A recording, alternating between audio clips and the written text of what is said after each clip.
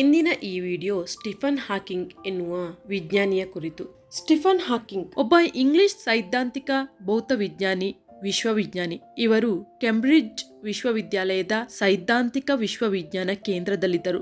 ಖಭೌತ ವಿಜ್ಞಾನಗಳಲ್ಲಿ ಕ್ರಾಂತಿಕಾರಕ ಸಿದ್ಧಾಂತಗಳ ಮಂಡನಕಾರ, ಮೂಲಭೂತ ಚಿಂತನೆಗಳಲ್ಲಿ ಸದಾ ಮಗ್ನರಾಗಿದ್ದರು. ಸ್ಟೀಫನ್ ಹಾಕಿಂಗ್ ಜನಿಸಿದ್ದು ಜನವರಿ 8, 1942ರಂದು. ಬಾಲ್ಯದಲ್ಲಿ ಎಲ್ಲಾ ಯುವಕರಂತೆ ಚುರುಕಾಗಿದ್ದ ಈತ ಆಕ್ಸ್ಫರ್ಡ್ ಮತ್ತು ಕೇಂಬ್ರಿಡ್ಜ್ನ ಕಾಲೇಜಿನಲ್ಲಿ ಸಂಶೋಧನಾ ವಿದ್ಯಾರ್ಥಿಯಾಗಿ ಆಯ್ಕೆಗೊಂಡರು. ಗಣಿತ ಮತ್ತು ಭೌತ ವಿಜ್ಞಾನಗಳಲ್ಲಿ ಪದವಿ ಗಳಿಸಿದ್ದ ಇವರು ಸಂಶೋಧನೆ ಮತ್ತು ಅಧ್ಯಯನಕ್ಕೆ ಆಯ್ದುಕೊಂಡದ್ದು ಸೈದ್ಧಾಂತಿಕ ಭೌತ ವಿಜ್ಞಾನ ಮತ್ತು ವಿಶ್ವವಿಜ್ಞಾನ.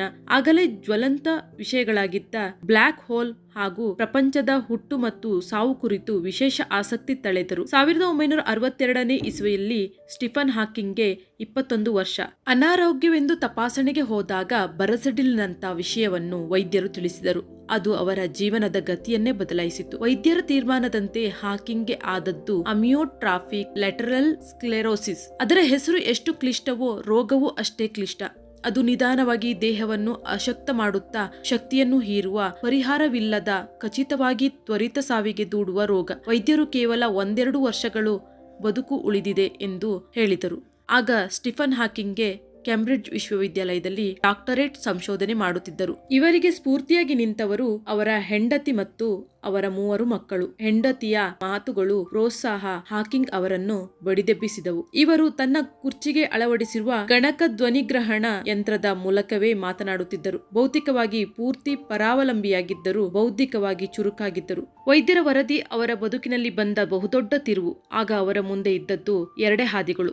ಒಂದು, ದುಃಖದಿಂದ ಕೆಲಸವನ್ನೆಲ್ಲ ನಿಲ್ಲಿಸಿ ಕೊರಗುತ್ತ ಸಾವಿಗಾಗಿ ಕಾಯುವುದು. ಇನ್ನೊಂದು, ಉಳಿದ ಸ್ವಲ್ಪವೇ ಸಮಯವನ್ನು ಸರಿಯಾಗಿ ಬಳಸಿ ಸಾಧನೆ ಮಾಡುವುದು. ಹಾಕಿಂಗ್ ಎರಡನೆಯದನ್ನು ಆಯ್ಕೆ ಮಾಡಿಕೊಂಡರು. ಕೇಂಬ್ರಿಡ್ಜ್ ವಿಶ್ವವಿದ್ಯಾಲಯದಲ್ಲಿ ಭೌತ ವಿಜ್ಞಾನ ಪ್ರಾಧ್ಯಾಪಕನಾಗಿ 1977ರಲ್ಲಿ ನೇಮಕಗೊಂಡರು. ಹಿಂದೆ ಐಸಾಕ್ ನ್ಯೂಟನ್ ಅಲಂಕರಿಸಿದ ಲುಕೇಶಿಯನ್ ಪ್ರಾಧ್ಯಾಪಕ ಪೀಠಾಧ್ಯಕ್ಷ ಪದವಿ ಇವರಿಗೆ ಲಭಿಸಿತು. ಕನ್ನಡಕಕ್ಕೆ ಕ್ಲಿಪ್ ಮಾಡಿರುವ ಇನ್ಫ್ರಾರೆಡ್ ಬ್ಲಿಂಕ್ ಸ್ವಿಚ್ ಮೂಲಕ ಕಣ್ಣು ಮಿಟುಕಿಸಿ ಕಂಪ್ಯೂಟರ್ನಲ್ಲಿ ಒಂದೊಂದೇ ಅಕ್ಷರಗಳನ್ನು ಆರಿಸಿ ವೈಜ್ಞಾನಿಕ ಪ್ರಬಂಧವನ್ನು, ಪುಸ್ತಕಗಳನ್ನು ಬರೆದ ವಿಜ್ಞಾನಿ ಸ್ಟೀಫನ್ ಹಾಕಿಂಗ್. ದೇಹದ ಯಾವ ಭಾಗವೂ ಸ್ವಾಧೀನವಿಲ್ಲದ ಇವರ ಧ್ವನಿಪೆಟ್ಟಿಗೆಯನ್ನು ಕೂಡ ಕತ್ತರಿಸಿ ಹಾಕಲಾಗಿತ್ತು. ಇಡೀ ದೇಹದಲ್ಲಿ ಸ್ವಾಧೀನವಿದ್ದದ್ದು 2 ಬೆರಳುಗಳು. ಅವುಗಳ ಮೂಲಕ ಕಂಪ್ಯೂಟರ್ ಬಳಸಿ ಅವರು ಹೊರ ಜಗತ್ತಿನೊಡನೆ ಸಂಪರ್ಕಿಸಿದರು. ಇಡೀ ದೇಹ ಸ್ವಾಧೀನವಿಲ್ಲದ, ಮಾತನಾಡಲಾರದ, ತುತ್ತು ಕೂಡ ನುಂಗಲಾರದ ಫೀಡಿಂಗ್ ಟ್ಯೂಬ್ನ ಮೂಲಕ ಬದುಕುಳಿದಿರುವ ಈ ಜಗತ್ ಪ್ರಸಿದ್ಧ ವಿಜ್ಞಾನಿಯ ಜೀವನೋತ್ಸಾಹ ಎಲ್ಲೂ ಕೂಡ ಕುಗ್ಗಿಲ್ಲ. ಸತ್ತ ನಕ್ಷತ್ರಗಳು ಮತ್ತು ಗುರುತ್ವಾಕರ್ಷಣೆ ಇವುಗಳ ನಡುವಿನ ಸಂಬಂಧವನ್ನು ಕುರಿತು ಇವರ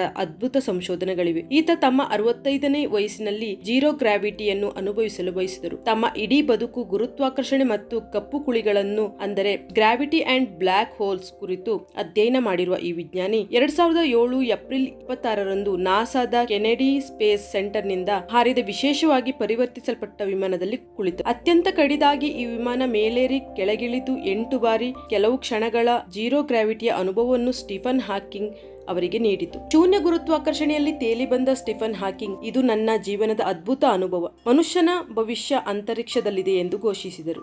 ದಶಕಗಳು ಗಾಲಿ ಕುರ್ಚಿಯಲ್ಲಿ ಬಂಧಿಸಲ್ಪಟ್ಟ ಹಾಕಿಂಗ್ ಗುರುತ್ವಾಕರ್ಷಣೆಯ ಹಿಡಿತದಿಂದ ಕೆಲವು ಕ್ಷಣಗಳಾದರೂ ತಪ್ಪಿಸಿಕೊಂಡು ತೂಕರಹಿತವಾಗಿ ತೇಲಿ ಬಂದರು. ಸ್ಟೀಫನ್ ಹಾಕಿಂಗ್ ಅವರಿಗೆ 69 ವರ್ಷ ಇದ್ದಾಗ ಅವರ 2 ಬೆರಳುಗಳು ಕೂಡ ಸ್ವಾಧೀನದಲ್ಲಿ ಇರಲಿಲ್ಲ. ಅವರ ಕನ್ನಡಕಕ್ಕೆ ಕ್ಲಿಪ್ ಮಾಡಿರುವ ಇನ್ಫ್ರಾರೆಡ್ ಬ್ಲಿಂಕ್ ಸ್ವಿಚ್ ಮೂಲಕ ಅವರು ಕಂಪ್ಯೂಟರ್ ಬಳಸುತ್ತಾರೆ. ಎಂಥ ಹತಾಶ ಪರಿಸ್ಥಿತಿಯಲ್ಲಿಯೂ ಬದುಕನ್ನು ಒಗೆದು ಸಾಗದೆ 1-2 ವರ್ಷಗಳು ಬದುಕುವುದು ಸಾಧ್ಯವಿಲ್ಲವೆಂದು 46 ವರ್ಷಗಳ ಹಿಂದೆ ಹೇಳಿದ್ದ ವಿಜ್ಞಾನಕ್ಕೆ ಸವಾಲೆಂಬಂತೆ ತಮ್ಮ ಕೊನೆಯ ದಿನಗಳವರೆಗೂ ಸಂಶೋಧನೆಯನ್ನು ನಡೆಸಿದ್ದರು.